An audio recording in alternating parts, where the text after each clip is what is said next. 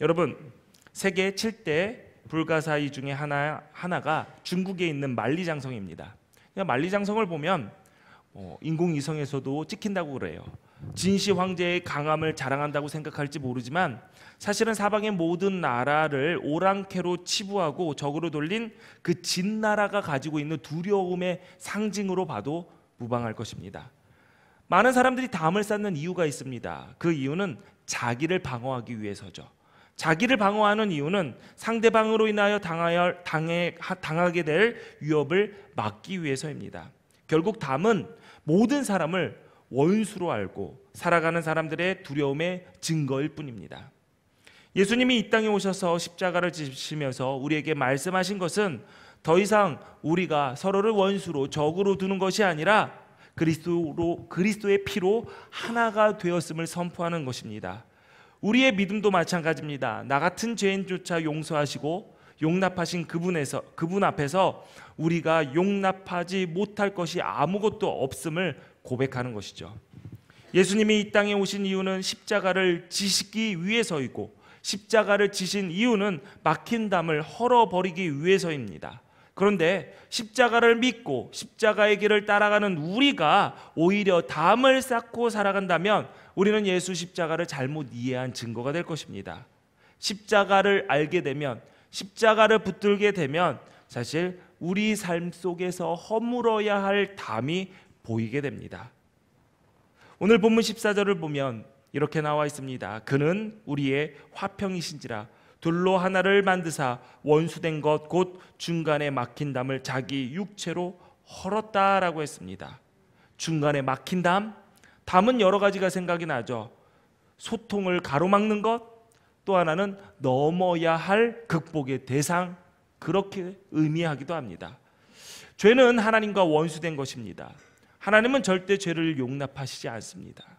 십자가가 우리를 향한 하나님의 사랑을 확증한 거라면, 또 하나 확증된 것이 있다면 절대로 죄라 하나님은 타협하지 않는다라는 것을 보여준 것입니다. 그렇기 때문에 독생자 아들을 십자가에 다르신 것이죠. 그런데 십자가에서 주님이 이 담을 허물고 하나님과 우리를 화목하게 하셨습니다. 죄를 지은 우리의 인생이 하나님과 원수였지만 그 담이 허물어졌기 때문에 하나님과 더 이상 원수가 되지 않고 화목하게 된 것이죠. 새로운 관계가 맺어진 것입니다. 그래서 우리는 하나님을 아버지라고 부릅니다. 하나님께서 해결하신 화평과 허물어진 담은 복음을 받아들인 모든 믿는 자에게 주어지는 가장 큰 은혜이자 사명입니다. 잠깐 생각해 보겠습니다. 우리는 무엇 때문에 사람과 사람 사이에 담을 쌓고 살아가는지, 왜 우리는 막힌 담을 허무는 것을 두려워하는지, 다양한 이유들이 있겠지만 그것을 종합해 보면 화해하는데, 화목을 이루는데, 하나 되는데 지불해야 할 가치가 너무 크게 느껴져서 그것을 감당하기를 두려워하는 것입니다. 하나님과 우리와 화목을 이루기 위해서 예수님은 십자가에 달리셨고 우리 역시 자기 십자가를 지고 예수님을 따라야 되는데 그 길이, 그 십자가가 두렵기 때문이죠. 예수님이 저형되고 장사 지낸 후에 부활하신 것을 알지 못하는 제자들이 저녁에 모였습니다. 문을 꼭꼭 걸어 잠갔습니다. 그 안에서 불안에 떨었습니다. 거기서 부활하신 예수님께서 제자들에게 나타나셔서 하셨던 그 첫 말씀이 너희에게 평강이 있을지어다 하였습니다. 부활하신 예수님께서 두려워하는 제자들에게 나타나셔서 염려하지 마라, 걱정들 하지 말아라, 평강이 너희에게 있을 것이다. 바로 이때 하신 말씀은 오늘 우리에게 허락하신 복된 말씀이기도 합니다. 그런 평강이 여러분 삶에 가득하기를 축원합니다. 부활하신 예수님을 확인하고 제자들은 기뻐했습니다. 그때 무서워서 벌벌 떨던 예수님의 제자들 사이에서 상황이 바뀐 게 없습니다. 여전히 유대인들은 그들을 죽이려고 했습니다. 그들을 잡아서 없애려고 했습니다. 상황은 바뀐 게 없는데 딱 한 가지 바뀌었습니다. 부활하신 예수님이 그 자리에 있었다라는 거, 딱 한 가지 바뀌었죠. 그 이유로 그들은 기뻐했습니다. 두려움을 벗어버렸습니다. 여러분, 불안의 반대말이 무엇입니까? 평안입니다. 기쁨입니다. 그러나 세상이 사람이 주는 평안은 완전하지 못합니다. 하나님이 주시는 평안만이 온전합니다. 사명을 감당하는 길 앞에서 느끼는 두려움이 십자가에서 죽는 공포처럼 느껴진다면 그건 이상한 것이 아닙니다. 당연한 것이죠. 죽음에 대한 두려움이 없다라는 것, 그건 거짓말입니다. 그러나 인간이 가장 무서워하는 죽음의 권세를 이기시고 부활하신 예수님께서 우리와 함께 하신다면 우리는 두려울 것이 없어야 합니다. 주님의 부활을 믿는다라는 것은 이런 것입니다. 과거에 벌어진 한 사건으로 내가 그 사실을 인정한다라는 것이 내가 부활을 믿습니다라고 고백하는 것은 아니라는 것입니다. 부활에 대한 믿음은 참 생명, 영원한 생명에 참여하는 것입니다. 부활을 믿는다라는 것은 나는 패배해도 우리는 져도 하나님은 결코 지지 않으신다라는 것을 믿는 것입니다.